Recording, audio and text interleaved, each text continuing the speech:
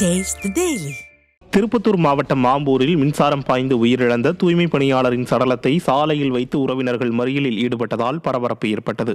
துத்திப்பட்டு ஊராட்சியைச் சேர்ந்த தூய்மை பணியாளரான விஜய் பிரசாத் மேல்நிலை நீர்த்தேக்க தொட்டிக்கு குடிநீர் ஏற்றும் பணியின் போது மின்சாரம் பாய்ந்து உயிரிழந்துள்ளார். இந்நிலையில் அவரது குடும்பத்திற்கு ஊராட்சி நிர்வாகம் எவ்வித உதவியும் செய்யாததை கண்டித்து அவரது உறவினர்கள் ஆம்பூர் பேரணாம்பட்டு சாலையில் மறியலில் ஈடுபட்டனர். விடிய ஆட்சியில் தூய்மை பணியாளர்களின் உயிர்களுக்கு துளியும் மதிப்பில்லை என குற்றச்சாட்டு எழுந்துள்ளது.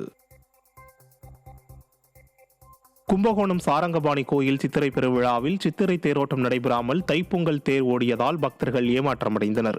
இக்கோயிலில் உள்ள சித்திரை தேரில் 7 நிலைகளில் 3 நிலைகளில் உள்ள பலகைகள் சேதமடைந்துள்ளன.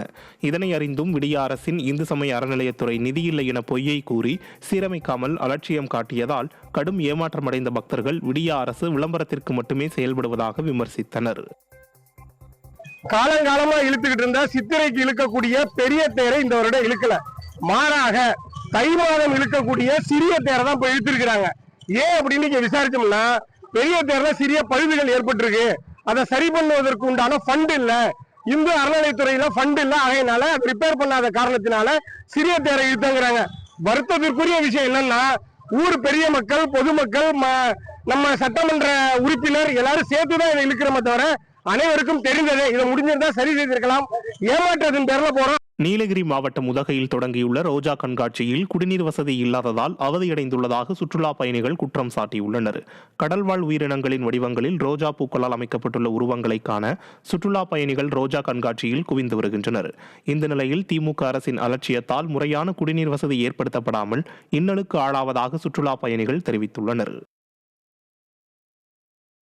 விருதுநகர் மாவட்டம் ஆவாரம்பட்டி அரசு போக்குவரத்து கழக பணிமனையில் உள்ள குடிநீர் சுத்திகரிப்பு இயந்திரம் செயல்படாததால் ஊழியர்கள் சிரமத்திற்கு ஆளாகியுள்ளனர்.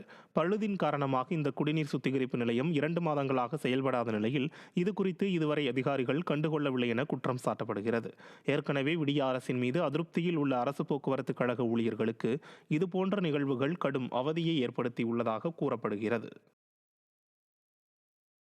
திருவள்ளூர் மாவட்டம் பட்டாபிராமபுரம் கிராமத்தில் முறையான கழிவுநீர் கால்வாய் இல்லாத காரணத்தால் ஆங்காங்கே கழிவுநீர் தேங்குவதாக குற்றம் சாட்டப்பட்டுள்ளது.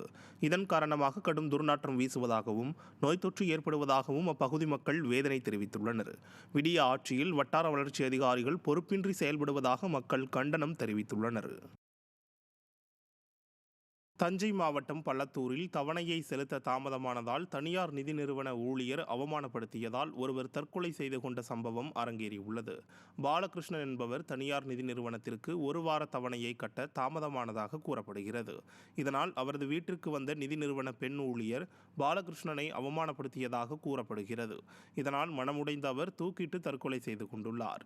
வலுக்கட்டாய வசூலுக்கு எதிராக பெயரளவில் திமுக அரசு கொண்டு வந்த சட்டமெல்லாம் கடலில் கரைத்த பெருங்காயம் போல் ஆகியுள்ளதாக மக்கள் குற்றம் சாட்டியுள்ளனர்.